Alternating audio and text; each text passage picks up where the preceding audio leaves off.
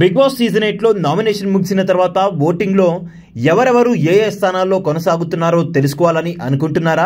ఈ వీడియోని చూసేయండి. బిగ్ బాస్ సీజన్ 8 లో 14వ వారం అంటే ఆఖరి నామినేషన్ అయితే ముగిసింది బిగ్ బాస్ హౌస్ లో.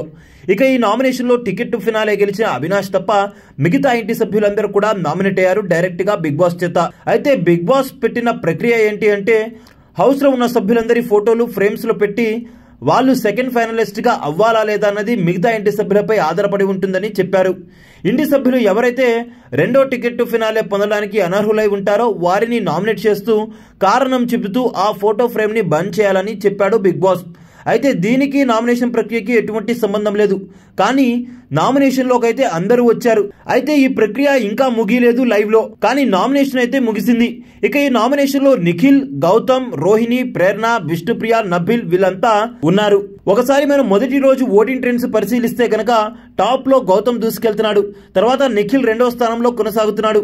ఇక మూడవ స్థానంలో నబిల్, నాలుగవ స్థానంలో రోహిణి, ఐదవ స్థానంలో విష్ణుప్రియ, ఆరవ స్థానంలో ప్రేరణ కొనసాగుతున్నారు.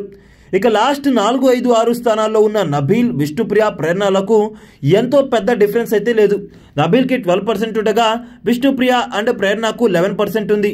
అయితే ఇక ఈ వారం ఎలిమినేట్ అయ్యే ఆ కంటెస్టెంట్ ఈ బాటమ్ 3లోనే ఉండే ఛాన్స్ అయితే ఉంది. మీ అభిప్రాయం ప్రకారం ఈ వారం హౌస్ నుండి ఎవరు ఎలిమినేట్ అవుతారని అనుకుంటున్నారో కింద కామెంట్ చేసేయండి.